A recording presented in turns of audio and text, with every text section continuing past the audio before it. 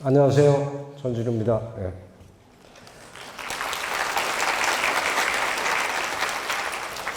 원래 이 이름 밑에 뭐가 이렇게 뭐 여러 개 붙은 사람이 별로 시원치 않아요. 그렇죠? 언론인, 뭐 언론인이면 언론인이고 소설가면 소설가지 뭐 언론인 슬래시 소설가 이거 뭐 이것도 아니고 저것도 아닌. 근데 하여간 제 팔자가 그렇게 됐습니다. 내가 여러분들 만나면서 뵙게 반갑고, 금년이 동학농민혁명 120주년이기 때문에 그와 관련돼서 한 1시간 반? 1시간에 한 20분? 근데 나는 여러분들이 수강을 하는 걸 잘 몰랐어요. 그래서 나는 이 지역 인사들이라든가 이 아주대학에서 지역분들에게 문화 강좌를 하는 것보다 하고 생각했는데, 학생들이 학점을 받는 거라고 하니까 조금 제 생각하고는 좀 달랐습니다. 근데 혹시 좀 딱딱하고 재미가 없을지도 모르겠어요. 근데 강의 중에 이렇게 좀 지루하다, 졸립다, 그럼 그냥 주무세요. 근데 조용히 주무세요. 코를 골고 주무시면 안 됩니다. 알았죠? 그냥 우선 너무 조금 거창할지 모르지만, 이런 주제에 제가 제 얘기부터 시작을 하도록 하겠습니다. 1979년 10월 27일, 아마 여기 있는 학생들은 대부분 태어나기도 전일 것 같은데, 그날 새벽 4시 30분경에 나는 지금은 없어진 그 중앙청 왼편에 있던 문공부, 문화공보부에 긴급 발표장이 있었습니다. 저는 그 당시 동아방송의 사스마와리라는 건 뭐냐면 일본말로 이렇게 관찰하면서 순회한다, 경찰 기자를 얘기하는데, 하여간 그 사스마와리였습니다. 전날 야근이 걸려서 서울 시내 주요 경찰서를 돌고 자정이 다 될 무렵에 회사로 들어와서 책상 위를 치우고 매트리스를 깔고 거기서 새우잠을 자고 있었습니다. 그때는 다 그랬어요. 무슨 신문사에 숙직실이 있는 게 아니고 자기가 근무하던 책상 위를 쓱 치우고 매트리스 하나 깔고 담요 하나 덮고 자는 겁니다. 근데 하여간 새벽에 누가 깨워요. 그러면서 문공부에서 긴급 발표가 있으니까 빨리 기자를 보내라고 그런다고. 근데 야간 데스크가 있어야 되는데 이 사람이 아마 12시쯤 되니까 집에 들어간 것 같아요. 당시 저는 입사한 지 얼마 안 돼서 만 3년이 안 되는 어린 기자였습니다. 그런데 기자라고는 저밖에 없으니까 헐레벌떡 달려갔죠. 그래서 문공부에 어느 2층인가 3층인가 지금 기억은 안 납니다만 어느 조그만 발표장을 들어갔는데, 초록색 칠판이, 큰 칠판이 있는데, 당시 김성진 문공부 장관이 그 칠판에다가 박정희 대통령 유고 이렇게 썼습니다.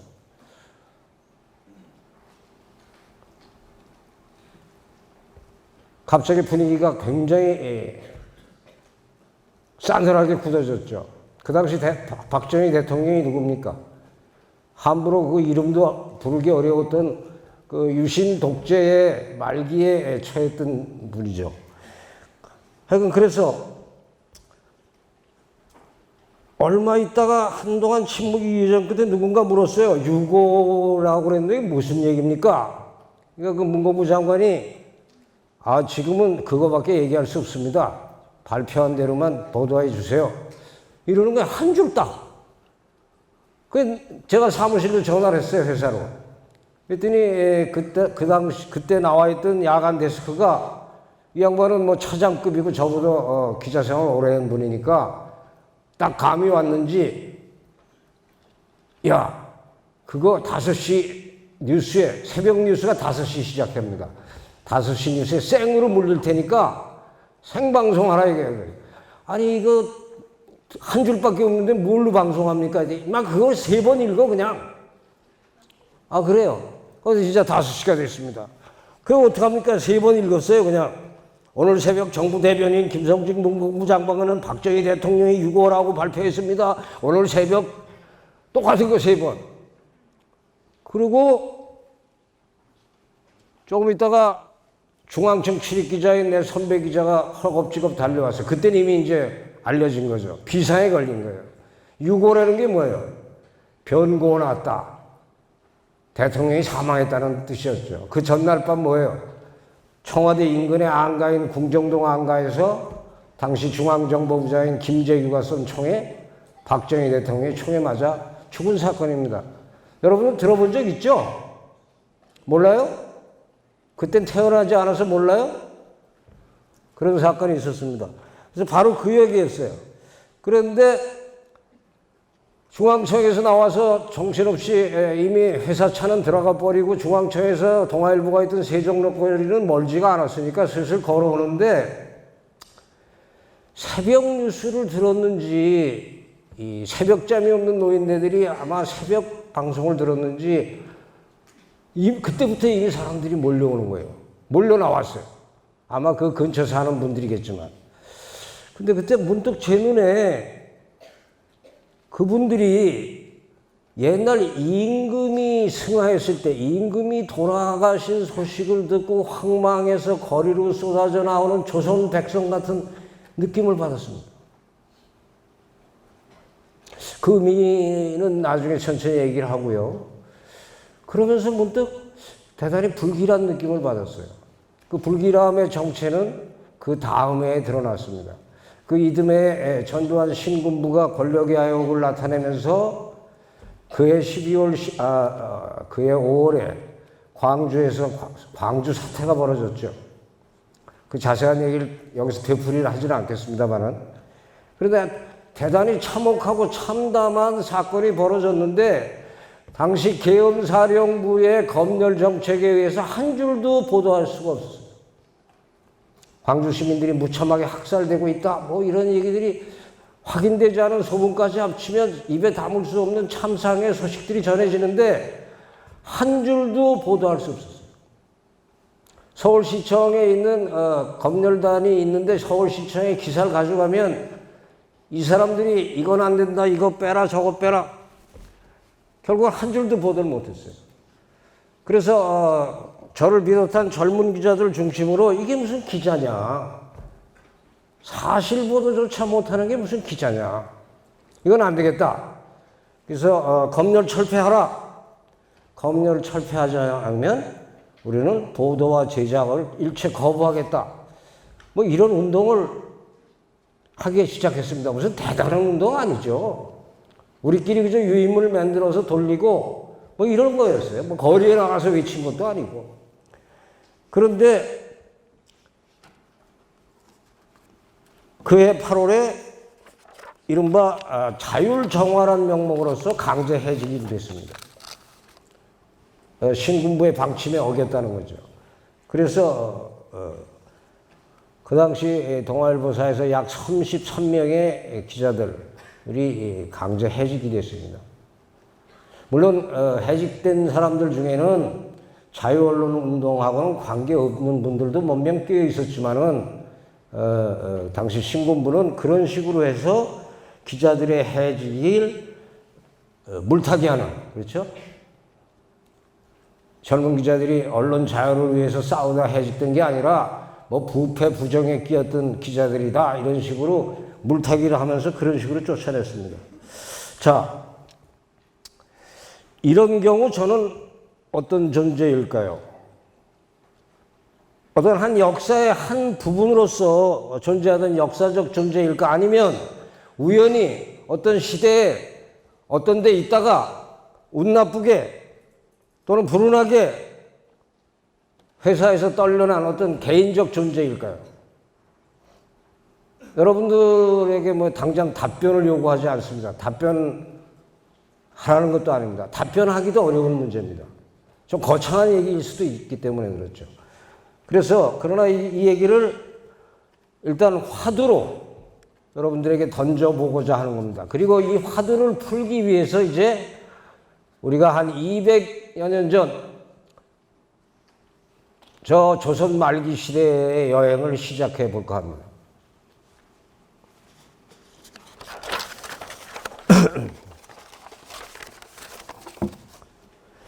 1800년 6월 조선의 마지막 개혁 군주라고 평가되는 정조 임금이 49살의 나이로 승하를 했습니다. 그리고 그의 둘째 아들, 그러니까 첫째 아들인 문효세자가 일찍 죽으니까 그 둘째 아들이 그 순조가 보위에 올랐는데 그때 나이가 11살이었어요. 11살짜리가 왕이 되니까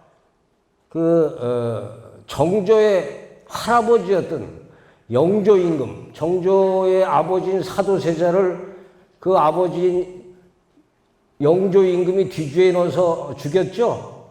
그런 얘기는 뭐 연속극 같은 데서 많이 봤죠. 바로 그 영조의 두 번째 부인, 영조가 60몇 살인가에 60이 훨씬 넘어서 15살짜리 정순왕후를 계비로 맞아들입니다. 두 번째 부인. 그러니까 당연히 영조는 돌아갔지만 나이 차이가 뭐 40년 가까이 났던 이 젊은 왕비는 그때까지 살아 있었죠. 그래서 이 정순왕후가 11살짜리 임금 대신 수렴청정을 하죠. 그리고 순조는 그 뒤에 그 장인인 김조순이가 되는데 이 김조순이 이 15살이 돼서 순조가 친정에 나서는데 김조순이 장인이 되면서 이른바 안동 김씨 세력의 세도 정치가 시작이 됩니다. 과거 제도가 매관매직으로 변질되고 관리의 부정비패가 일상화합니다. 그래서 순조 11년, 즉 1811년에 평안도에서 벌어진 홍경래의 난, 바로 안동 김씨 세력의 권력 전횡에 반발한 서자 출신의 홍경래가 일으킨 반란이었습니다. 자, 그러고 나서 1834년 순조의 손자 헌종이 임금에 오르는데 이 헌종은 아예 8살이었어요. 8살. 순조의 그 큰아들인 효명세자가 일찍 죽는 바람에 이 효명세자의 아들인, 그러니까 순조의 손자인 헌종이 보위를 물려받는데 8살짜리가 임금이 됐으니 뭘 알겠습니까? 그렇죠? 그러니까 이제는 순조의 와이프였던, 순조의 비였던 순원왕후가 수렴청정을 또 합니다. 이 헌종은 10살에 역시 안동 김씨인 김조근의 딸을 왕비로 맞아들이고, 그래서 안동 김씨의 세도 정치는 계속됩니다. 그 다음에 헌종 다음에는 철종입니다. 철종은 19살의 임금은 되지만 이 사람은 사도세자의 증손자입니다. 그 정조의 손자뻘이고. 근데 이 할아버지와 아버지는 여러 모반 사건에 연루돼서 이미 귀양을 갖거나 사약을 받고 죽었어요. 그래서 이 강화도령 철종이 원범인데, 강화도령 원범도 강화도에서 물질하고 농사짓던 순박한 청년이었습니다. 전혀 임금이 되기에 위한 준비가 되지 않았던 사람입니다. 이 사람을 덜컥 임금에 앉힌 거는 이 왕후가, 순원왕후가 계속 안동 김씨의 권력을 유지하기 위해서 그쪽 일문에서 데려다 앉힌 겁니다. 역시 또 대왕 대비의 수렴청정이 계속되죠. 그런데 철종은 무식했긴 했지만 사람은 참 좋은 사람이었던 것 같아요. 가난한 사람들을 구휼하고 배고픈 사람들에게 곡식을 나눠주는 문제, 또 병든 사람들에게 약을 나눠주는 문제, 재난을 받은 사람들에게 집을 재주는 문제, 이런 거를 고심했어요. 그리고 왕궁에 있던 자기의 그 임금이 쓰는 내탕금이라든가 이런 걸 많이 내주고 노력을 했어요. 그런데 문제는 안동 김씨 세력이 워낙 권력을 장악하고 있으니까 뭘 할 수가 없어요. 아무것도. 그러니까 좌절한 철종이 궁녀들하고 놀고 술이나 먹고 하다가 30몇 살에 일찍 죽습니다. 그러면서 어떻게 됐어요? 안동 김씨 세력의 부패와 권력은 극절정에 이릅니다. 아까도 얘기했죠. 과거 제도를 돈 받고 해주는 거예요. 돈 많이 주는 놈 장원급제 시키는 거예요. 그 다음에 온통 온갖 부패, 관리들의 부정부패, 이런 것이 극에 달하니까 힘없는 백성들은 집 뺏기고 땅 뺏기고 유리 걸식하는 거린이 되거나 뭐 이렇게 됐습니다. 그러면 사방에 기근과 전염병이 돌고 해서 이 철종 말기에 나라가 매우 혼란에 빠집니다.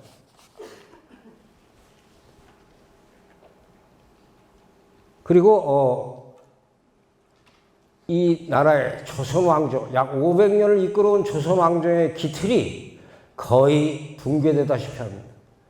1863년에 안동 김씨 세력이 물러나고 고종이 이항의 둘째 아들인 고종이 12살의 나이에 임금에 즉위합니다. 그리고 아버지인 흥선대원군이 약 10년간 섭정을 하죠.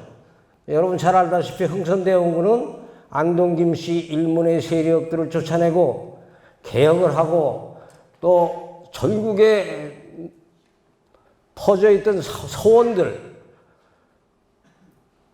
온갖 부정부패 요람이었던 서원들을 철폐하고 개혁을 합니다.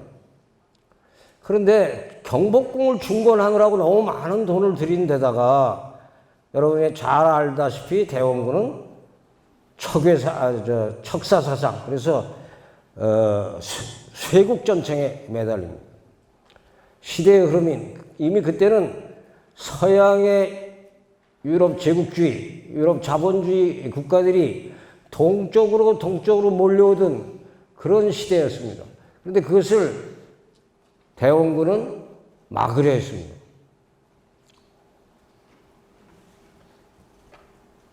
그래서 결국 대원군의 개혁과 세국정책도 사실상 실패로 돌아가고 1973년에 22살의 나이가 된 고종이 아버지, 이제 내가 임금 노릇하겠소. 그러고 나섭니다. 근데 고종보다 한 살 위였던 민비가 상당히 어떻게 보면 똑똑하지만 또 영악하고 권력력이 대단한 여자였습니다. 그래서 시아버지인 흥선대원군과 민비의 알력이 강화되는 가운데 이제는 안동 김씨 대신에 민비의 외척들, 민씨 일분들이 또 권력의 요직을 차지하기 시작합니다.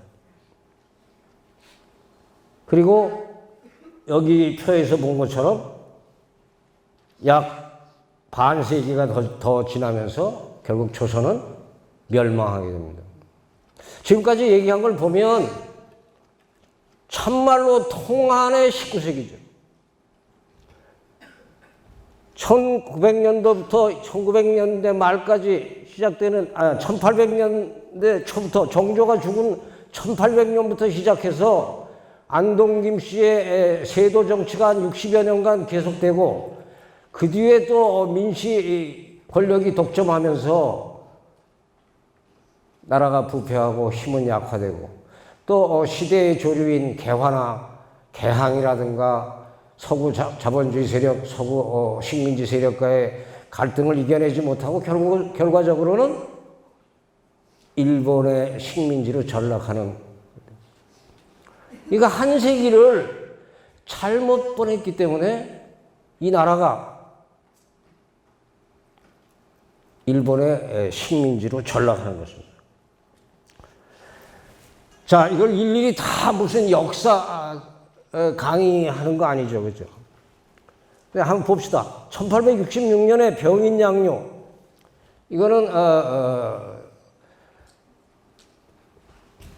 순조 1년부터 정신왕후가 집권하면서 천주교를 박해하기 시작했어요. 천주교를 박해한 이유는 물론 유교의 논리와 맞지 않는다는 의미도 있었지만은 사도세자의 죽음에 온정적으로 대했던 것을 시파라고 하고 사도세자를 뒤주에 넣어서 죽게 하는 세력들을 벽파라고 했어요.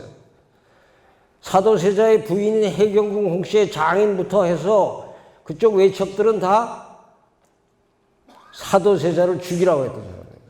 근데 정조가 나이 10살, 11살에 그걸 똑똑히 지켜봤어요. 얼마 전에 제가 여기 화성 행궁에 있는 정조에 거기를 가봤습니다만은 그 정조는 10살이니까 알 거 아니에요. 어느 놈이 우리 아버지를 죽게 만들었는가. 그 임금이 되면서 자기의 작은 외할아버지에서부터 많이 죽입니다. 그러니까 이 정조는 임금이 되자마자 엄청난 살해 위험에 빠졌습니다. 얼마 전에 무슨 영화가 있었지만 사실이 거의 사실이에요. 막 왕궁의 담장을 기와를 뚫고 자객을 보내고 그랬습니다. 어쨌든 그런데 이 정조의 할아버지였던 영조의 계비였던 정순왕후는 벽파입니다. 다시 말해서 사도세자를 죽이려고 했던 거예요. 그러니까 자기의 조카뻘이 임금이 됐을 때도 맨날 전전긍긍했을 거 아니에요. 근데 어떻게 하겠어요? 할머니를 죽일 수는 없고 자기 또 와이프 해경궁 홍씨를 어떻게 할 수 없고 그 장인 어떻게 할 수 없고 그런 몇몇 사람들은 살려줬어요. 그런데 정조가 죽으니까 이 정순왕후를 비롯한 이 벽파들이 다시 나서서 정조의 우호적이었던 세력들, 정조 시대에 힘을 받았던 세력들을 몰아내기 시작합니다. 그런데 이 시파 그리고 유명한 정약용, 정약종 이런 사람들 가운데 천주교에 아주 온정적이거나 심지어 천주교 신자들이 꽤 있었습니다. 그래서 이들을 처참하게 사륙하죠. 정적을 처치한 겁니다. 이러다 보니까 내정은 안동김 씨 일문의 권력 전횡으로 나가고 안으로는 천주교를 박해하면서 그냥 수없이 많은 사람들이 죽음으로 내몰리고 하니까 나라 꼴이 뭐가 되겠어요. 그렇죠? 근데 요 무렵에 그래서 1866년에 프랑스 함대가 서해안으로 옵니다. 프랑스 신부들이 많이 죽었어요. 그 왜 우리나라 신부를 죽였냐? 그래서 강화도 쪽에 와서 함대를 대고 합니다. 근데 며칠이 딱 가요. 그 다음에 5년이 지나서 신미양요는 미국의 군함이 또 강화도를 며칠 점령했다가 떠납니다. 뭐 정확한 건 아니지만 프랑스나 미국이 볼 때 당시 조선은 와 보니까 너무 작고 너무 가난하고 뭐 쉬운 말로 별 볼 일이 없는 나라 같으니까 뭐 그렇게 뭐 전쟁까지 벌이면서 뭐 뺏을 생각이 없었던 것 같아요. 그러니까 이들이 며칠 와서 보고는 물러갑니다. 근데 대원군은 마치 자기가 이 외적들을 물리친 것처럼 척화비를 세우고 뭐 하죠. 그렇죠? 이른바 쇄국 정책의 기승을 부립니다. 그렇죠? 그런데 요 무렵에 일본을 볼까요? 일본은 1853년에 미국의 페리 제독이 이끌던 흑선 함대 4척이 에도, 오늘날 도쿄 항만으로 들어옵니다. 그리고 개항을 압박했습니다. 일본은 개항을 받아들였어요. 그래서 약 300년간 계속된 도쿠가와 막부가 무너지고 약 15년 후에 1868년에 메이지 유신을 단행합니다. 황제를 앉히고 황제를 권력의 정점으로 하되 입헌 군주주의 비슷하게 해가지고 국력을 강화시키는 데 온 힘을 합니다. 놀랍게도 메이지 유신이 있고 나서 불과 8년 1876년에 조선으로 진출해서 강화도 조약이라는 걸 맺습니다. 운요호라는 배를 서해안 일대에 청량을 시켰는데 그걸 조선 군사들이 공격하니까 그걸 빌미로 해서 강제로 거의 개항을 시킨 겁니다. 또 물론 아버지인 대원군의 섭정이 끝나고 보위에 오른 고종은 젊은 개화파 인사들의 얘기를 받아들여서 일정한 개화 정책에 눈뜨게 됩니다. 그래서 개항이 필요하구나. 언제까지 문을 닫고 있을 수는 없겠구나. 그래서 1876년에 강화도 조약을 맺음으로 해서 우리가 개항을 합니다. 맨 처음에 부산의 동래 쪽에 항구의 문을 엽니다. 그 다음에 어디겠어요? 원산을 엽니다. 맨 마지막에 인천을 해요. 왜냐하면 인천은 왕궁하고 너무 가까워. 가능하면 늦게 한 거예요. 그런 순서로 어쨌든 개항을 해서 조일 수호 조약, 강화도 조약을 맺습니다. 근데 그 당시 조선 정부 관리들이 너무 무지했기 때문에 외국의 상품, 일본의 상품, 일본이 유럽에서 받아들인 옷이라든가 뭐 여러 가지 보석이라든가 이런 것들을 조선에 들어와서 파는데 외국 물품이 들어올 때는 관세라는 게 있잖아요. 그렇죠? 근데 이 관세라는 게 있는지조차 몰랐어요. 거의 10년 동안 몰랐어요. 일본은 이미 알고 있었는데 자기들이 미국하고의 불평등 조약을 맺으면서 이미 당한 거를 조선에 그대로 돌려준 거예요.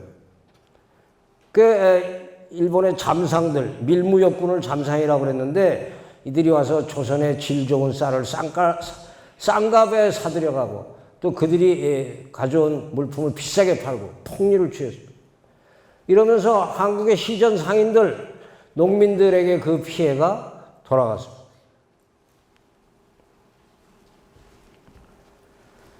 자, 그 다음에 1882년에는 이모군란이 벌어집니다. 이모군란은 뭐냐면 이모년에 일본에게 개항을 한 조선 정부가 신식군대를 키우기 위해서 일본인 교관을 초빙해서 이른바 신식군대를 양성하기 시작했어요. 근데 그 당시에 군인들에게는 봉급이 아니라 쌀로 줬는데 이 신식군대들에겐 좋은 쌀을 주고 그 신식군대에 들어가지 못한 구식군대들은 썩은 쌀이며 무슨 볏짚 흙까지 번복이 된 걸 넣어줬어요. 이 분노한 구식군대들이 폭동을 일으킵니다. 궁전으로 쳐들어가서 당시 선해청 당상관하던 자들, 배급을 주도하던 관리들 몇 놈을 쳐 죽이고 또 당시 모든 권력의 정점에 있던 민비를 잡아 죽이자. 그래서 민비를 잡으려고 했는데 그 당시 궁정 대궐문을 지키던 무예별감의 하급관리였던 홍계훈이란 자가 민비를 자기 누나라 상궁이다 등에 업고 달아나서 구합니다. 그래서 충주 조총까지 달아나가고 구합니다. 그 덕에 홍계훈이는 승승장구해서 나중에 얘기가 나오겠습니다만 동학농민군을 진압하는 토포사까지 올라갑니다. 아무튼 이 이모군란이 벌어지자 놀란 임금과 이쪽에서는 정부 쪽에서는 청나라에 SOS를 청합니다. 군대 좀 보내줘서 쟤네들 좀 막아주세요. 그래서 그 당시 중국의 실권자인 이홍장이 34살의 젊은 무관 출신의 원세계라는 자에게 군사를 딸려보내서 이 반란군을 진압합니다. 이 반란군들이 구식군대들의 군인들은 주로 이 분당선의 종점이 어디예요? 왕십리죠? 수원에서 왕십리죠? 왕십리 쪽에 주로 모여 살았어요. 왕십리 일대를 포위해가지고 수많은 구식군대들을 저항하는 구식군대들을 학살했습니다. 어쨌든 그렇게 진압하죠. 그리고선 청나라가 대원군을 납치해서 데려갑니다. 왜? 대원군이 여전히 개혁에 실패하고 어쩌고 했다지만 국민에게 인기가 많았어요. 백성에게. 그 다음에 대원군이 아주 카리스마가 있고 완고한 고집이 있었습니다. 그러니까 이걸 계기로 해서 군대도 파병했겠다. 청나라가 그렇지 않아도 지금 영국과의 아편전쟁이다 외국의 시달림을 받고 있는데 조선이라도 우리가 종주국으로서 이제 제대로 한번 관리를 해보자. 대원군이 있으면 좀 어려워요. 그렇죠? 그러니까 대원군을 싹 납치해가지고 천진으로 데려갑니다. 거기서 대원군이 약 4년 동안 난이나 치고 있었어요. 그러면서 아까 말했죠. 32살의 원세계가 조선 조정을 쥐락펴락합니다. 한 10년 동안. 심지어 당시 조선의 조정은 원세계의 조정이었다는 거예요. 이게 별로 알려져지지 않아서 그렇습니다만은 우리가 일본에게 식민지가 됐던 기억 때문에 일본에 대해서는 상당히 경계를 합니다만은 중국도 당시 청나라도 뭐 그에 못지 않았어요.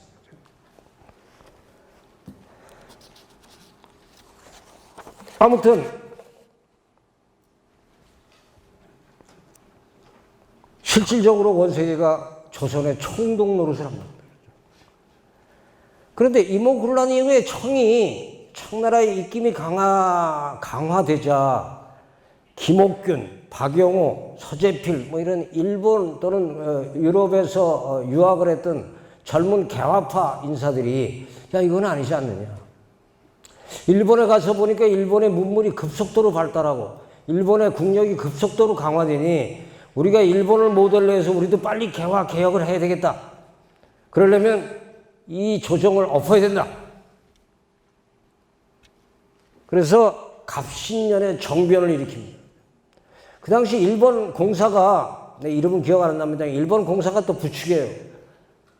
당신들이 거사를 일으키면 우리가 뒤에서 너희들을 서포트 할게. 그런데 막상 거사가 벌어져서 대궐문을 잠기고 수구파 구신들을 대궐에 들어오는 구신들을 척살하고 숨어있다 칼로 베고 뭐 난리를 치는데 역시 또 고종과 민비가 청나라에게 구원 요청을 하니까 청나라 군사가 왔어요. 그러니까 일본이 처음에는 도와주겠다고 했던 놈들이 발을 뺍니다. 왜? 그때는 아직 일본이 아무리 메이지 유신을 했고 했지만 청이라는 오랜 세월 중앙아시아의 핵심이었고 또는 중화의 중심이었던 청과 싸우기에는 힘이 붙인다. 아직 준비가 덜 됐다. 이렇게 인식한 일본이 손을 뺍니다. 김옥균, 박영효, 서재필, 홍영식이라는 친구는 군중들한테 맞아 죽고 서영, 서광범 이런 인물들은 다 일본 또는 일본을 거쳐서 미국으로 망명을 떠납니다.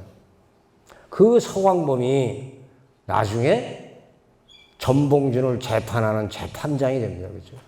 역사라는 게 참 재밌어요. 그렇죠? 자,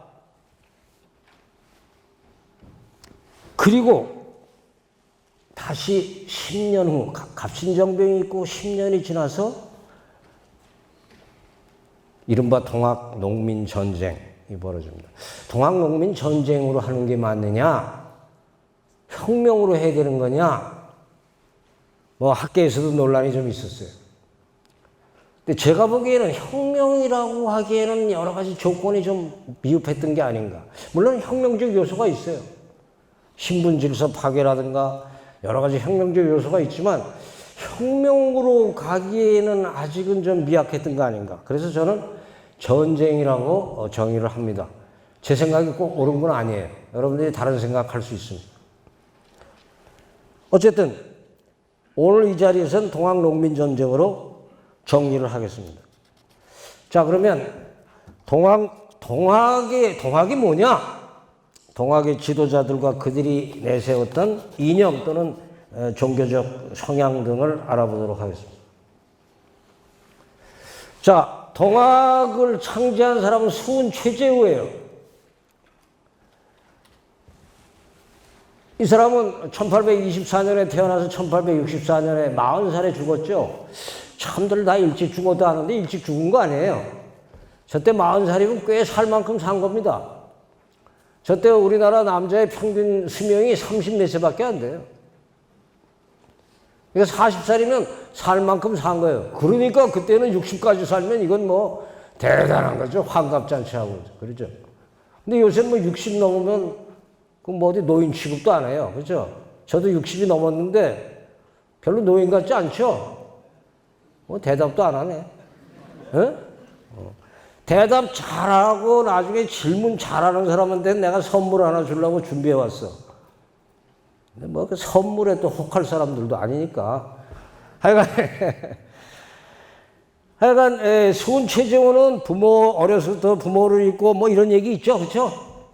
뭐 무지무지 고생하다가 어느 날 자기 처가가 있던 경주 구미산에 용담정이라는 조그만 정자를 만들어 놓고 정진했습니다.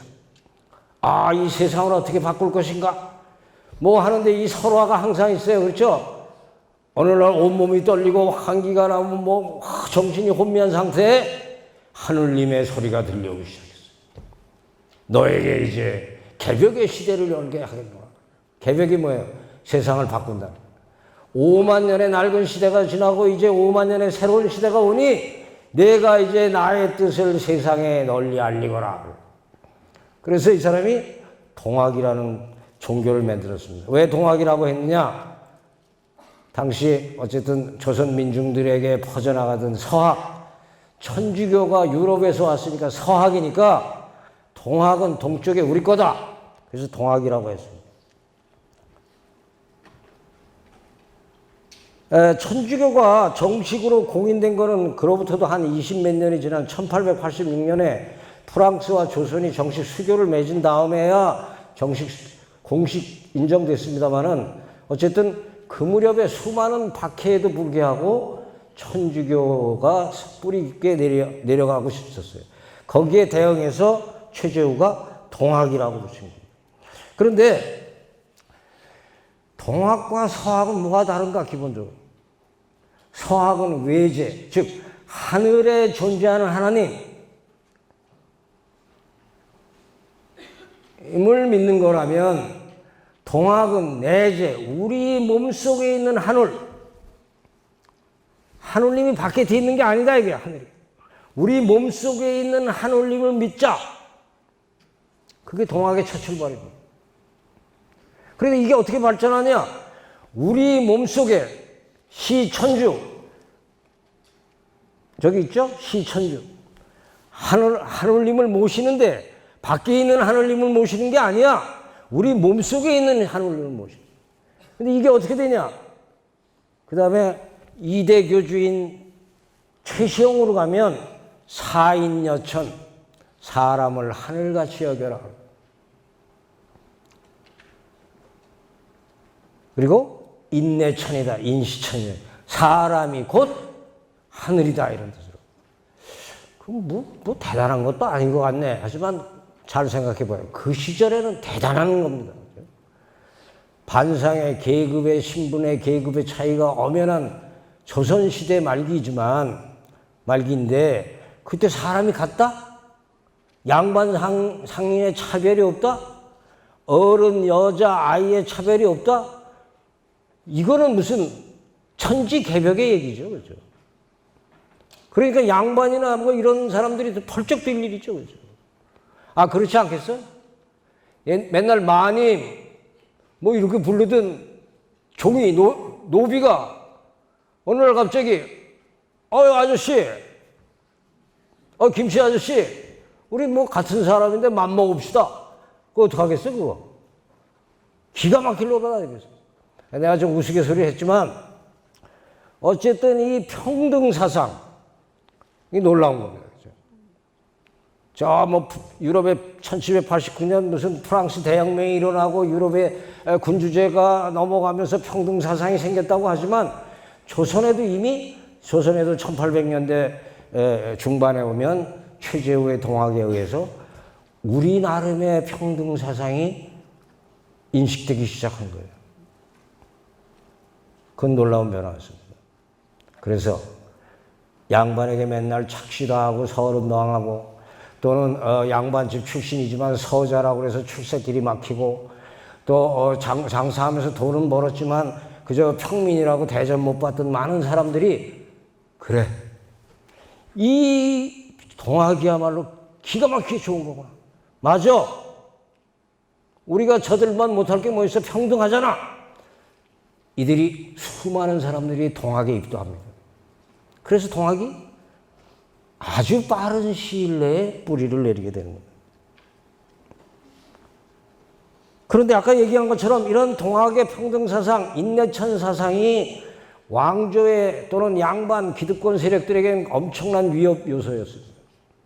천주교 못지않은 위협 요소가 됐습니다. 그래서 1864년 3월 10일 날 최재호를 대구의 형장에서 목을 베서 죽입니다.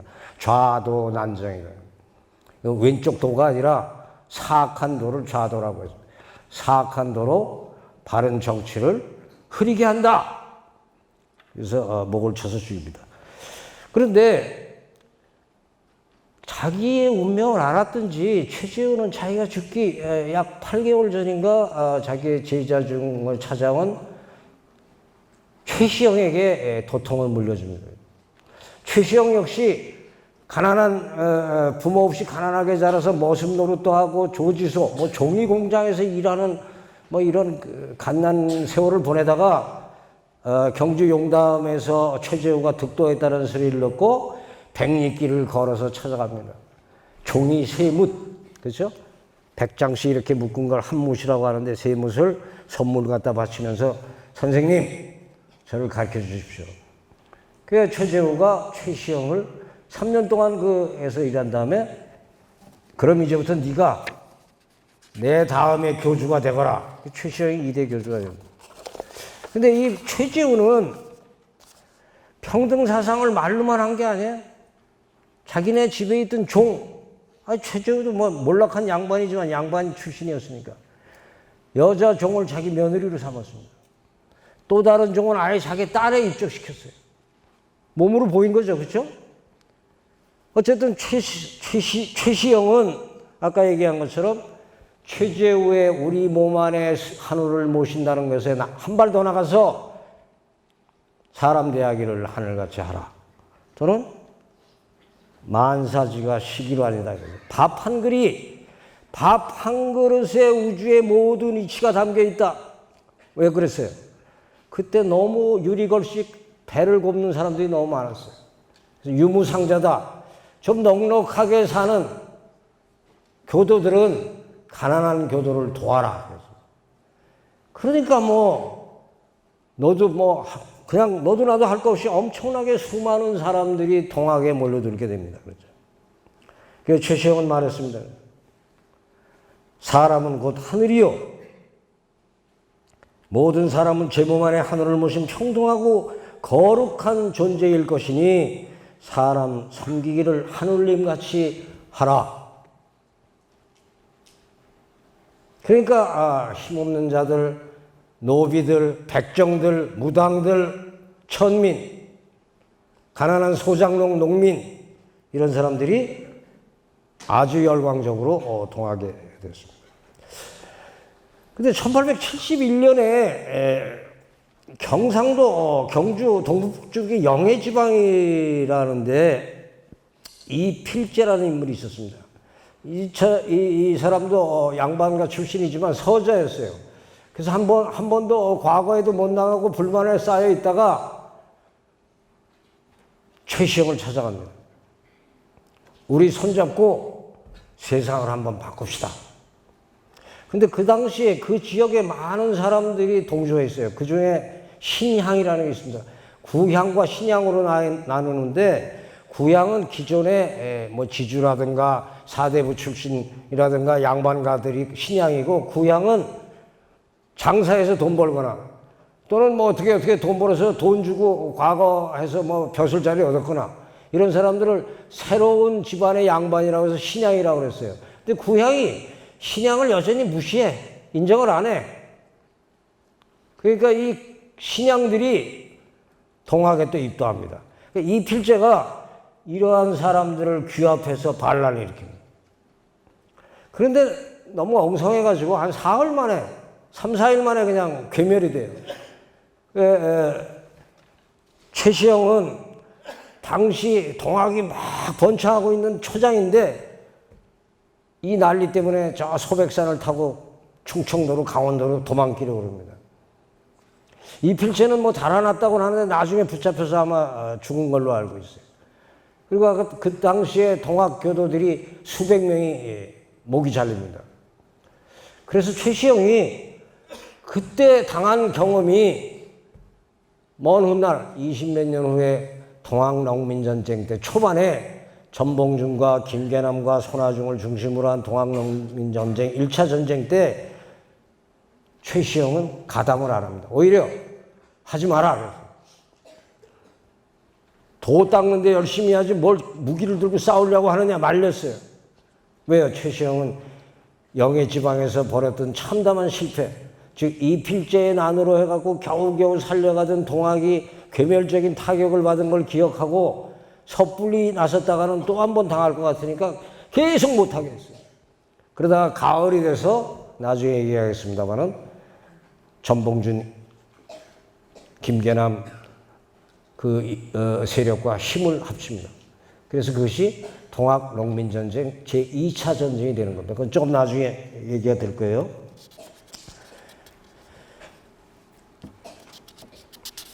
그런데 최시영은 동학농민전쟁이 1894년 말에 사실상 1895년 을미년 초까지 계속됩니다만은 사실상은 11월에 우금치 전투에서 참패를 당한 이후에 사실상 패배로 종말을 맞는데 그 당시에 손병희하고 함께 달아난 최시영은 충청도를 거쳐서 강원도 저쪽 원주 땅까지 도망가서 목숨을 구합니다. 근데 나중에 잡혀요. 98년도 98년인가 그때 잡힙니다. 그래서 잡히기 전에 또 역시 최재우가 최시영에게 한 것처럼 잡히기 몇 개월 전에 손병희에게 이젠 네가 교주를 해라. 3대 도통이 되는 거죠. 손병희가. 하여간 붙잡혀서 1898년 봄에 붙잡혀서 초여름에 참수를 당해서 죽는데 그때 사형 판결을 내리는 재판관 중에 하나가 누구냐면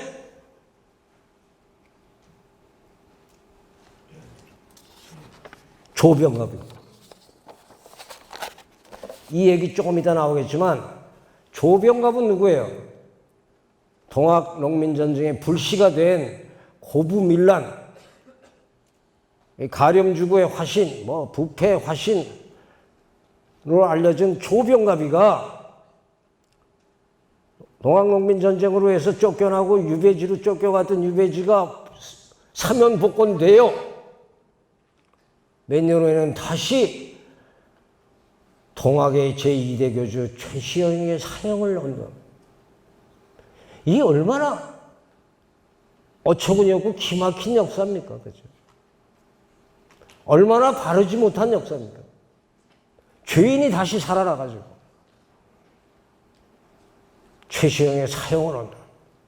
이런 것들이 우리 조선 말기에. 그러니 조선이 망할 수밖에 없었다고 보는 겁니다. 자, 3대 교주가 된 손병희는 천도교로 개명을 하죠. 지금 어디입니까? 원남동 쪽인가? 그 수운회관이라고 천도교 회관이 있죠. 그 다음에 손병희 선생은 여러분이 알다시피 1919년 3.1운동 때 민족 대표 33인 중에 1인, 대표적인 인사였고, 손병희의 사위가 누군지 아세요? 아는 사람? 알거나 말거나 벌써 주무시네. 어? 재미없어? 손병희의 사위가 소파 방정환이요. 그 방정환이 지 장인으로부터 비롯된 이 평등 사상에 일찍이 감화되어 어린이를 내 새끼, 내 자식 이렇게 부르던 어린 아이에게도 인격이 있다. 어린 사람, 어린이라고 부릅시다. 그래서 그 소파 방정환이 어린이날을 제정하는 겁니다. 그러니까 이 세상 일이라는 게 이렇게 단절적으로 떨어져서 일어나는 일이 별로 없어요. 그죠? 그 얘기를 오늘 여러분하고 하자는 겁니다. 이게 몇 시까지죠? 자, 이게 동학농민전쟁의 주요 인물. 자, 이제 시간이 별로 없어가지고 짧게 넘어가야 될 것 같아요. 자, 동학농민전쟁의 주역들, 전봉준. 이 사람은 한 1m 50몇 정도 되는 단구의 조그만 남자였어요. 서당에 훈장하고 약방에 약도 팔고 하던 평민 출신의 조그만 남자였는데 유일하게 남아있는 사진을 보면 또 그 당시 기록을 보면 눈빛이 형형, 눈빛이 상대를 꿰뚫을 것처럼 깊고 밝고 형형, 그리고 담대한, 온건하면서도 자기의 의지를 관철시키는 의지가 매우 강한. 그래서 이 사람은 동학에 입동한 지 얼마 안 됐어요. 제일 늦었어요. 그럼에도 불구하고 접주는 뭐 그 밑에 동학의 접이라고 그랬어요. 그 밑에 신도들이, 쉽게 얘기해서 도인들이 한 20명, 30명 되면 접, 뭐 한 100명 넘으면 대접, 어쩌고 해서 약간 100명, 200명 돼야 대접주가 됐는데, 전봉주는 고부에 조그만 접주에 지나지 않았지만 동학농민전쟁 때는 뭐가 돼요? 대장이 되잖아요. 총대장이. 그만큼 리더십이 있다는 거죠.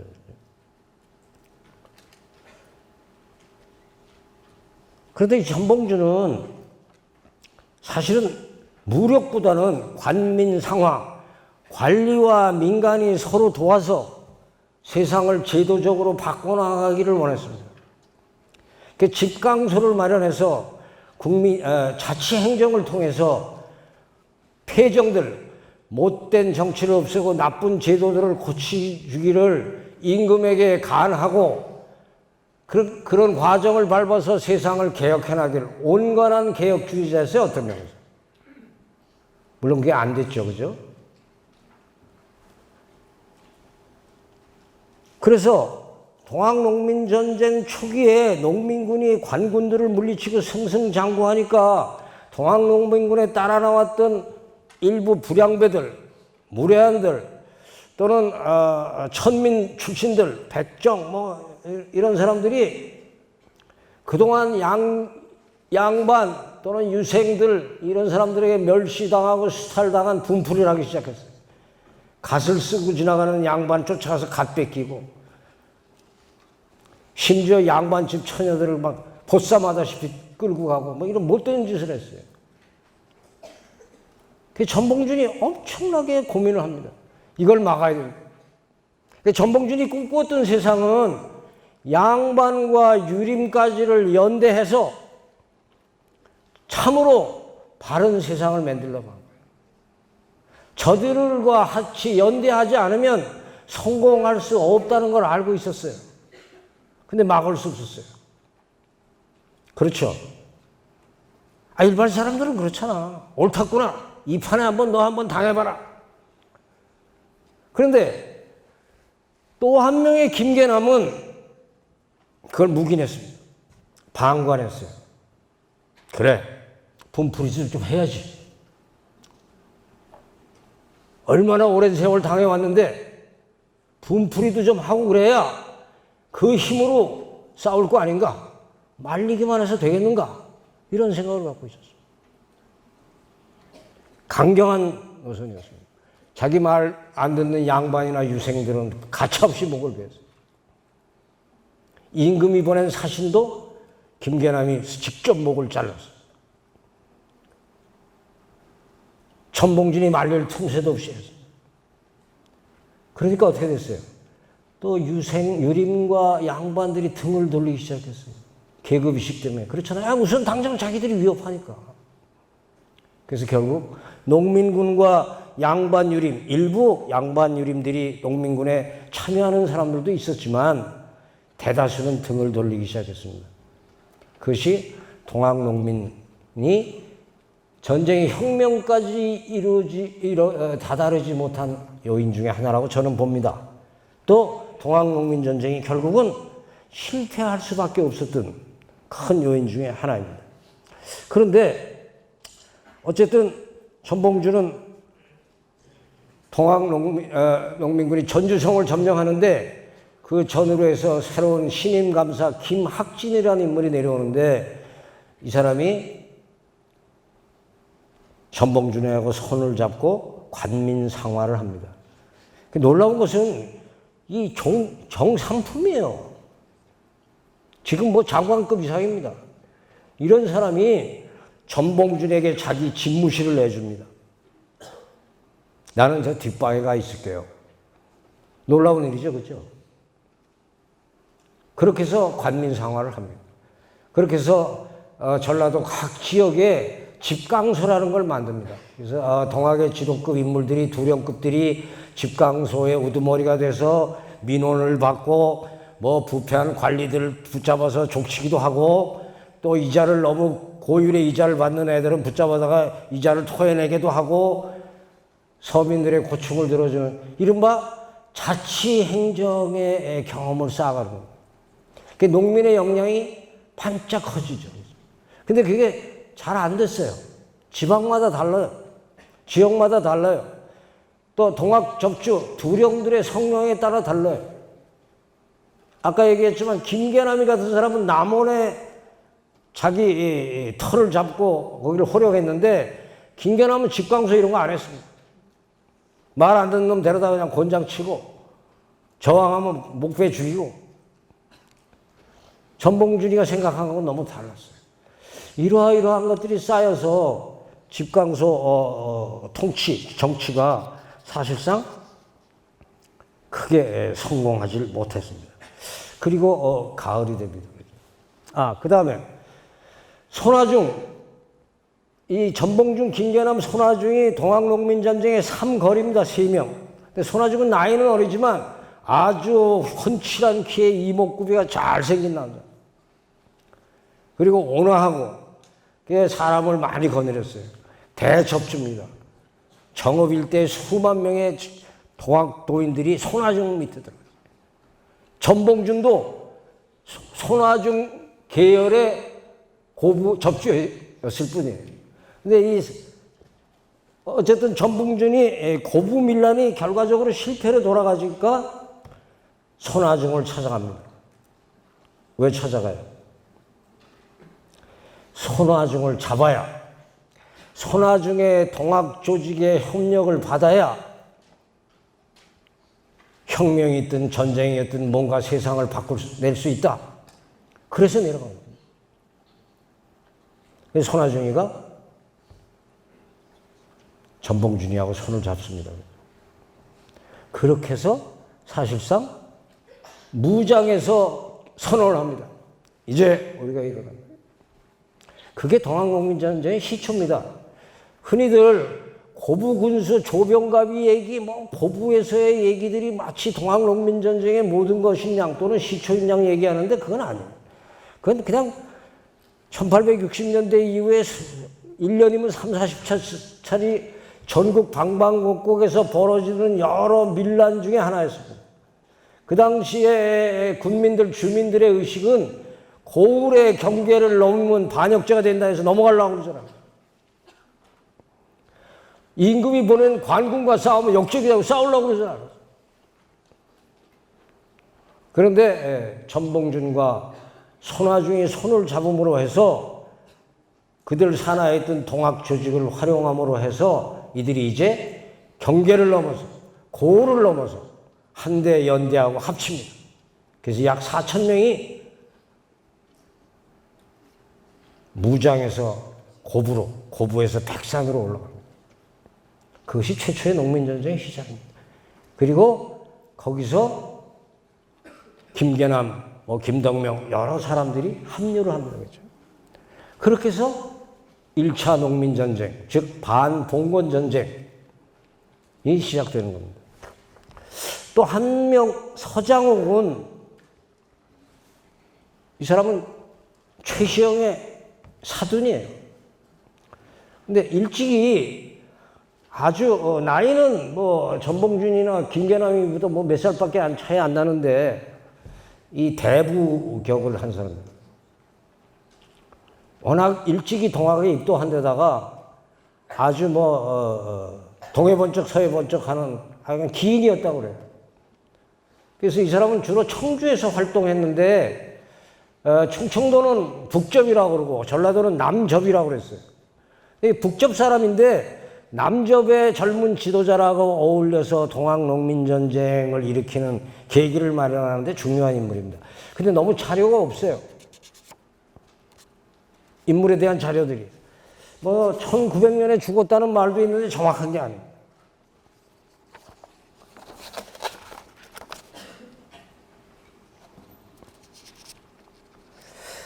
자, 김계남의 얘기를 잠깐 했는데, 김계남이 그럼 전봉준하고 완전히 그냥 뭐 반대됐다고 그랬는데, 그럼 둘이 알력을 하고 서로가 서로를 미워하고, 그래서 많은 1970년대까지 동학농민전쟁, 동학농민혁명을 연구한 여러 연구 자료나 또 관련 그 당시 관련 소설 같은 걸 보면 마치 김계남이 무지하기 짝이 없고, 김계남이 때문에 김계남의 비협조로 전봉준이 실패한 것처럼 그려진 것들이 많아요.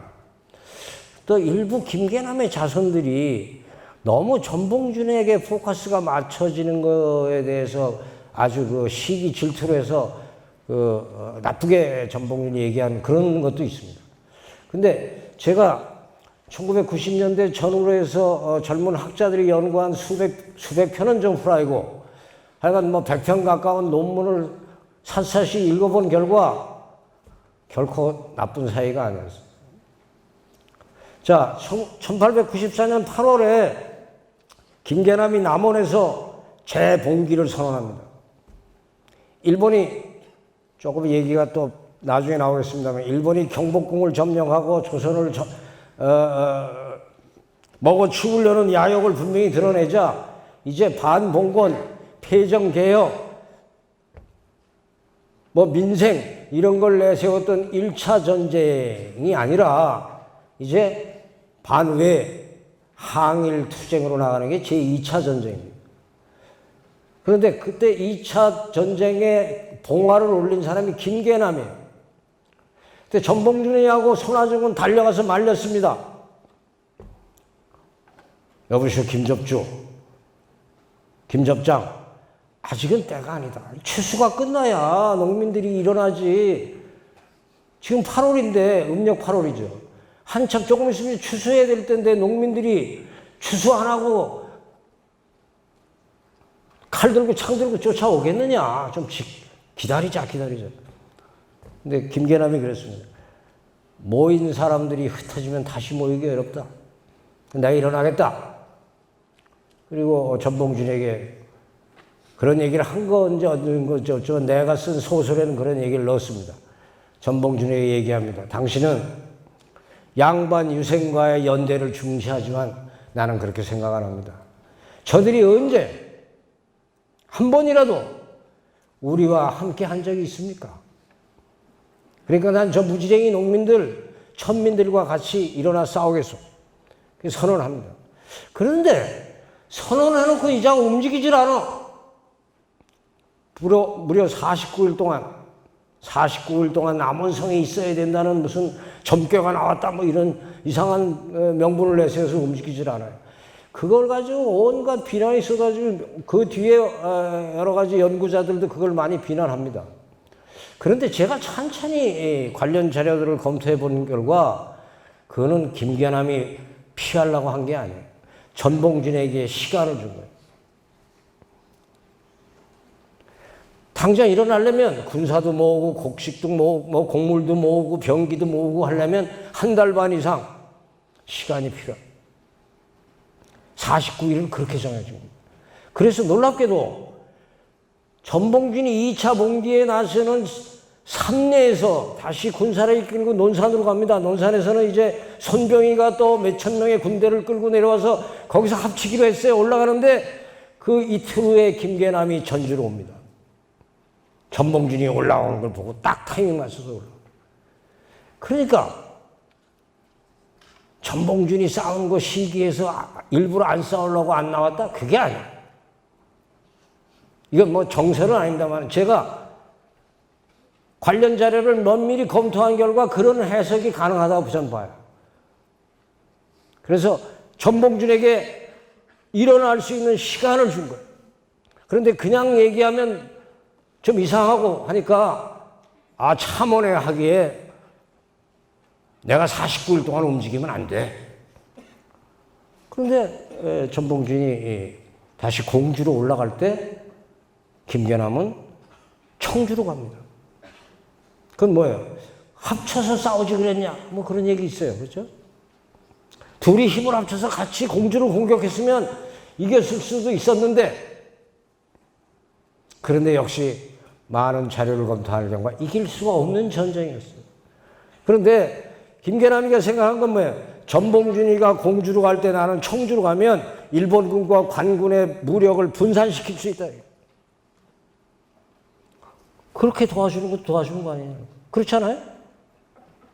그래서 나는 김계남과 전봉준의 사이를 여전히 깊은 의리와 신뢰와의 동지관계로 저는 인식하고 있습니다.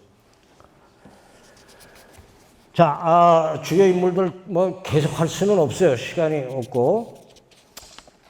그 다음에 동학농민전쟁의 주요 전개사항을 이 표에서 그냥 봅시다. 1894년 1월에 고부군수 조병갑이 탐학을 했어요. 그렇죠? 만석보라는 천이 있는데 괜히 멀쩡한 천을 허물고 새로운 해서 수세를 안 받는다고 그러더니 다시 받아내고, 묵은 땅을 개발하면 토지세를 안 받는다고 그러고 다시 받아내고, 저항하는 농민들은 잡아다가 매진을 하고 이랬는데, 이자가 1893년 10월에 익산군수로 전임이 됐어요. 고부군수에서. 근데 이 후임자가 안 와. 무려 6명이나. 왜 그랬을까요? 이자가 위에다가 다 관계위원회에다 뇌물을 처발라가지고 그 소문을 들은 놈들이, 이거 내가 내려가봤자 뭐 또 잘릴 텐데 뭐. 저는 몸이 아파서, 전하 몸이 아파서 부임을 못하겠나이다. 뭐 꼴값 떨면서 해가지고 6명이나 안 내려갔어. 그러니까 이놈이 1월 달에 다시 왔어. 그러니까 고부 군민들이 분노가 폭발했어. 다른 데로 간다니까 좀 참아보지 하다가 또 오니까. 그래서 밀란이 일어난 겁니다. 그때는 지준이 뭐 양반들도 다 합세 양반. 자기 돈 많이, 세금 많이 뺏어가고 착취하지. 그 선봉에 전봉준이 섰을 뿐이에요. 그런데 조정에서는 안핵사 이용태라는 자를 내려보냅니다. 근데 이 안핵사라는 건 뭐냐면, 그 사고가 난 지역에 주민들을 가서 다독거리고 사고 원인을 조사해서 다시 그런 일이 없도록 하려는 게 안핵사인데, 이용태인가 하는 자는 와갖고 무슨 짓을 했냐면, 오히려 남아있는 동학도들을 샅샅이 색출해서 죽이고, 양반들에게는 가담했다는 죄로 엄청난 재물을 뺏고, 원래 장흥부사였어요. 그리고 자기네 부사에 자기네 집으로 괴짝에다 심어서 보냈습니다. 이용태를. 거기서 결국은 고부 밀란은 끝나는 거예요. 밀란은. 거기서 아까 얘기한 것처럼 전봉준이 무장의 손아중을 찾아가서, 여보, 이용태의 만행을 당신도 들어서 알고 있지 않느냐?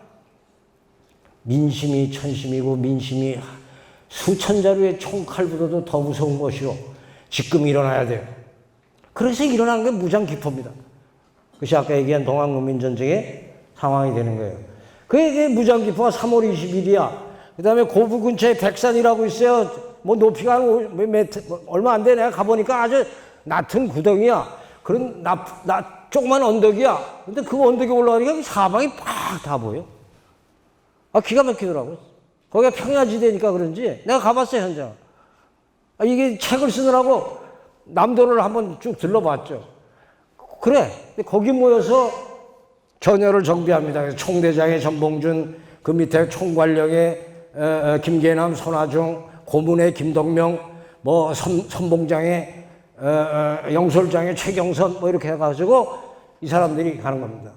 그래가지고 일단 전주에 입성, 전라도의 수부인 전주에 입성하기 위해서 진군하는데 홍계훈을 초태사로 해온 관군들이 내려오니까 이게 빙빙 돌아서 가는 겁니다.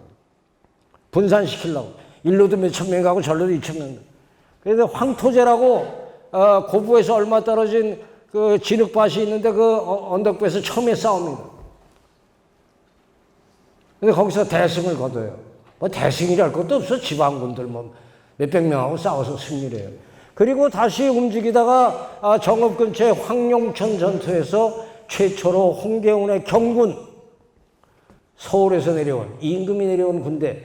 옛날 같으면 임금이 내려온 군대는 임금의 뜻에 따라야 되니까 임금의 군대와 싸우는 건 역적이라고 그래서 감히 대항할 수 없던 경군들하고 전쟁을 일으켜서 이깁니다. 그것이 어떻게 보면 동학농민군의 최대 승리였을 수도 있어요. 그 여세를 몰아서 1984년 4월 27일 날 전주성에 들어갑니다. 전주도의 수부에. 전주도는 그 당시 조선의 모든 재정의 절반 이상을 차지하던 나라. 곡식이 많고 그렇죠. 그 수부인 전주성을 빼앗긴 거예요. 그러니까 이게 큰일 난 거예요. 막 좀 건너뛰기입니다. 그러니까 고종과 민비 쪽 또는 민비의 측근인 민영준이 이런 자들이 나서서 청나라에게 다시 군사를 요청합니다. 전주를 빼앗겼어. 저 자들이 이제 한양까지 서울까지 쳐들어올지도 몰라. 그러니까 옛날 갑신정변 때 이모군란 때 그랬듯이 청나라 군사가 와서 쟤네들 좀 쳐주세요. 그러니까 청나라 군사가 옵니다. 배를 타고 아산만 쪽으로 수천 명이 옵니다. 그런데 그거를 열심히 보고 있었어요, 일본은. 일본은 갑신정변 이후에 중국과 청나라하고 텐진조약을 맺는데 그 텐진조약의 주요 골자는 양국의 군사가 움직일 때는 사전에 연락하고, 예를 들면 일본이 1000명을 보내면 우리도 1000명을 보내고 한반도에서 세력 균형을 하자. 그런 조약을 맺었어요, 텐진조약이. 그 조약을 빌미로 해서 청나라가 군사를 동원하기가 무섭게, 아니 그 전에 이미 조선 조정의 움직임을 손금보듯이 보고 있던 일본이 이토 히로부미 총리가 그 밑에 무츠미네미츠 외상이 오토리 게이스케인 주한 시민공사에게 명령을 내려서 빨리 군대를 대신 회의를 열어서 군사를 동원합니다. 그래서 인천항으로 해갖고 수천 명이 옵니다. 그러니까 이건 청하지도 않은 손님이야.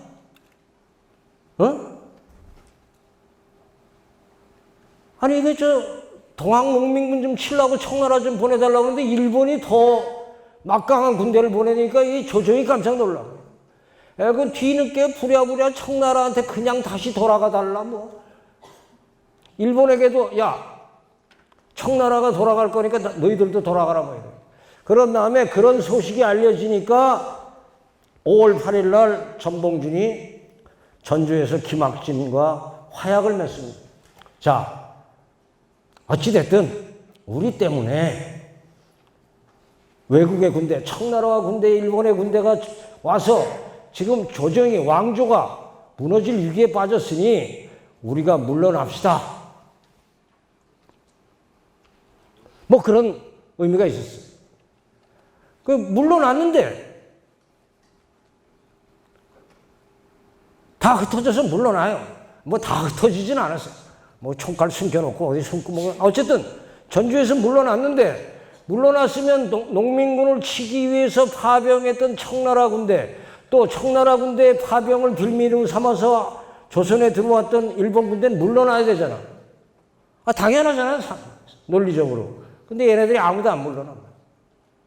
그러다 결국은 조선에서, 그런 와중에 일본군이 조선에게 무슨 개혁을 하라. 야, 우리는 청나라하고 대등한 관계야. 또 너희하고도 우리가 대등하지. 근데 왜 니들은 청나라를 갖다가 상국으로 모셔? 왜 쟤들은 니들을 부하처럼 모셔? 그럼 우리가 쪽팔리잖아. 이렇게 얘기해요. 그러니까 니들 청나라하고 관계 끊어. 이게 일본의 뭐 그럴듯한 논리예요. 그렇죠? 너하고 나는 친구고 쟤하고도 나는 친구인데 네가 쟤한테는 형님하니 그럼 내가 뭐가 되냐? 뭐 이런 거예요. 쉽게 얘기하고. 물론 그건 명분일 뿐이고 조선의 애를 사실상 장악해서 하려고 했던 거죠. 그 와중에 조선 정부가 제때 말을 안 듣고, 조선 정부로서는 어찌됐든 그 당시로는 청나라가 일본보다는 훨씬 강하다고 인식하고 있었어요. 만일의 경우 청일전쟁이 벌어져도 청나라가 100% 이긴다. 그러니까 일본의 말을 쉽게 들을 수가 없어. 혹시 전쟁 났다 청나라가 이기면 그 보복을 어떻게 감당해? 그렇게 말을 안 들으니까 일본의 오토리 게이스케를 중심으로 한 이 세력들이, 물론 외상과 일본 본국의 지령을 받은 자들이 움직여서 6월 21일, 여기 다 음력입니다. 6월 21일 새벽에 경복궁을 쳐들어갑니다. 임금을 칼로 빼들고 위협하고 경복궁을 점령해요. 그리고 대원군을 끌어 들어갑니다. 당신이 섭정 좀 하시오. 왜? 대원군이 그래도 그나마 그때까지 조선 백성들의 가장 숭앙을 받던 인물이었으니까 대원군을 끌고 들어가요. 그렇게 해서 개혁을 해라. 그게 뭐예요? 갑오 경장이에요. 어떻게 보면 할 수 없이 한 거예요. 주체적으로 했다기보다는 그런 상황 변화에 따라서 그리 된 겁니다. 그러다가 6월 말에 의해서 성안이라고 평택 밑에서 중국 청나라 군대와 일본 군대가 부닥치고, 풍도라고 아산만 앞바다에 있는 중국 함선을 일본 함선이 쾌속전이 공격해서 격추시킵니다. 그렇게 해서 사실상 전쟁이 일어나요. 그러니까 7월 1일 날 두 나라가 선전포고를 해서 청일전쟁을 시작을 합니다. 그 무렵에 전주에서 물러난 전봉준은 전라감사 김학진을 만나서 호남 지역에 집강서로 자치행정체제를 엽니다. 그렇죠? 그런데 8월에 가서 절대 진리라고 생각하지 않은 청나라가 일본군에게 참패를 해요. 그리고 저 요동rom으로 쫓겨갑니다. 그러니까 뭐 임금서부터 대원군서부터 모두가 다 청나라가 이길 줄 알고 청일전쟁 때도 일부러 사람을 보내서 청나라 장수에게, 야, 지금 우리가 일본에게 뭐 협조하는데 할 수 없이 그러는 거다. 형님, 우리 뜻을 너무 오해하지 마. 뭐 어쩌고, 그런 밀서를 보내고 막 그랬어요. 그게 나중에 다 드러나죠. 그러니까 어떻게 됐어요? 그런 상황 변화에서 전봉준이 다시 이제 자치행정, 뭐 집강소 이거 갖고는 안 되지 않느냐. 이제 일본이 이 나라를, 조선을 먹으려 하는데 우리가 일어나 싸워야 되겠다. 그래서 전주 밑에 삼내라는 도시에 군사들을 모으기 시작합니다. 그리고 모으기 시작한 지 한 달여 만에 올라갑니다. 그 전에 최시영은 아까도 얘기한 것처럼 전쟁을 반대했어요. 무력 행사를 반대해 꾸준히 해왔어요. 그러다가 최시영이 생각하기에도 일본의 야욕이 너무 뻔하니까 이러고 있을 수는 없겠다. 이러고 있다가는 남쪽의 이 동학도들에게 주도권을 다 남겨줄 뿐 아니라 북쪽에 있는 동학도들도 막 항의하기 시작했어요. 뭡니까 지금? 언제까지 이러고 있습니까? 그런 움직임이 일어나니까 최시영이 9월 18일 날 북쪽과 남쪽이 힘을 합쳐서 왜군을 물리치자, 대통합선언을 한 거예요. 그래서 그 당시 통령을 손병희로 앉히고, 남쪽의 전봉준과 손병희가 논산에서 만납니다. 나이가 어린 손병희가 형님으로 모시겠습니다. 의형질 맺어요. 그리고 공주로 진격합니다. 근데 잘 안 됐어요. 이미 일본군이 내려와 있었어요. 일본군이 가져온 무라다 소총, 사정거리가 약 200보예요. 우리의 화승총, 이건 뭐 50보 많아야 뭐, 그나마 이건 심지에 불 붙여야 돼. 뭐 이렇게 하고 쏴야 돼. 거리도 짧아. 오래 걸려. 근데 일본이 개발한 무라다 소총, 또 서양에서 수입한 스나이더 양총, 이건 뭐 사거리가 200보, 300보씩 되는 데다가 연발이 돼. 그렇죠? 그러니까 어떻게 되냐? 일본군 한 명이 농민군 200명을 상대합니다. 일본군 한 명이 산마루에 혼자서 딱 조준하고 있으면 농민군이 올라오면 산마루에서 드르륵 깔기면 올라오는 애들이 다 죽습니다. 이게 전쟁이 아니에요, 사실은. 그죠? 학살이에요. 아니, 상대가 헤비급하고 플라이급이 싸우는 게 꼰트입니까? 사실상 학살이에요. 그래서 동학농민전쟁에서 우리가 일본의 이 동아시아 진출 또는 한국을 병합하게 되는 계기가 된 측면, 또 일본군의 민간인 대량 학살의 시초란 점, 이런 점들이 너무 인식되지 않고 있어요. 그냥 전쟁했다, 뭐 일본군한테 뭐 좀 당했다, 이게 아니에요. 일본군 한 명이 농민군 200명, 250명을 죽였다니까. 그래서 수차례 싸우다가 공주에서도 일본군의 화력 때문에 못 이기는 거야. 그 우금치 전투에서 최고의 전투를 하는데 11월 8일부터 11월 11일까지 마지막 사실상 전투를 하는데 수천 명의 농민군들이 그냥 언밥을 먹고, 그냥 그때는 이미 11월이면 양력으로는 12월이에요. 그렇죠? 눈발에 말이지 집신이 다 얼어 터졌는데 그래도 싸웁니다. 놀랍죠, 그죠? 왜 그렇게 싸웠을까? 난 그게 고민이었어요. 동학? 종교? 그거 아니에요. 왜 그런 이들이 죽음을 무릅쓰고 싸웠을까? 내가 그걸 붙잡고 한참 고민했어요. 내가 작품을 쓸 때. 이게 뭐가 설득이 돼야 되는데 설득이 안 돼. 나 같으면 에이씨 도망갈 텐데. 왜? 살기 위해서. 내 결론은 어차피 가봐야, 도망갔던 지주 밑으로 다시 가봐야 얻어맞고 또 뺏기고 죽는다. 그런 인식이 있었는지 모르지만, 그러니까 내 새끼만은, 내 자식만은 이런 세상에서 살게 해서는 안 되지 않느냐는 뭔가 알지 못할 공감들이 그들에게 있었지 않았나, 이렇게 생각해요. 그러니까 그들이 기어 올라갑니다. 뭐 우금치 가보니까 뭐 별로 비탈도 안 해. 근데 일본군이 기관단창 딱 놓고 올라오면 일어서서 쫙, 그리고 딱 숨는다. 그걸 수십 차례 하니까 1000명, 10,000명이 올라갔던 게 3,000명.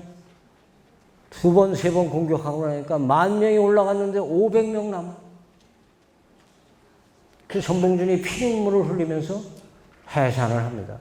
물론 거기서 내려와요. 논산을 거쳐서 저 뭐 전주로 또 다시 내려와서 저 밑에까지 내려와서 해산을 하는데 결국은 일본군입니다. 그런데 9월 27일 날 일본의 오토리 게이스케 후임으로 이노우에 가오루라는 신임 대사가 옵니다. 이 사람은 메이지 유신의 원훈이고, 쉽게 얘기해서 이토 히로부미하고 형하고 할 정도의 고참이에요. 근데 이자가 와가지고 쉽게 말해서 청야 작전이라는 걸 합니다. 들판을 깨끗이 쓸어라. 농민군을 호남의 구석진 곳으로 몰아서 밀어버려라. 이게 청야 작전. 그래서 수많은 농민군이 죽습니다. 강진에서, 장흥에서, 이 호남, 이 궁벽한 이쪽, 나주 이쪽에서 수많은, 최근에 나온 기록에 따르면 너무 많은 사람이 죽은 시체를 쌓아놔서 겨울에 사람의 기름이 덮개가 졌었다. 근데 우리는 너무 모르고 있어요. 별 관심 없어요. 불과 100여 년 전에 일어난 일인데 아무 관심이 없어요. 그래서 오늘 내가 여러분들에게 얘기를 하는 것은 청화도로 돌아갑시다.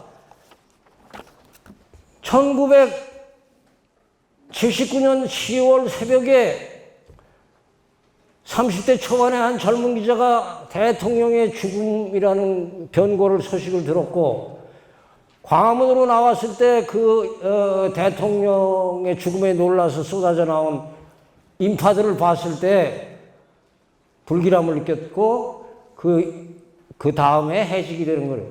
내 개인의 얘기를 하자는 게 아니에요. 그러면 이게 역사적 개인입니까? 아니면 그저 개인적 존재입니까? 저는 여러분들도 우리의 역사를 제대로 인식하고 제대로 읽고 인식하면 여러분 모두도 역사적 존재일 것이라고 믿습니다. 오늘 강의 마칩니다. 감사합니다.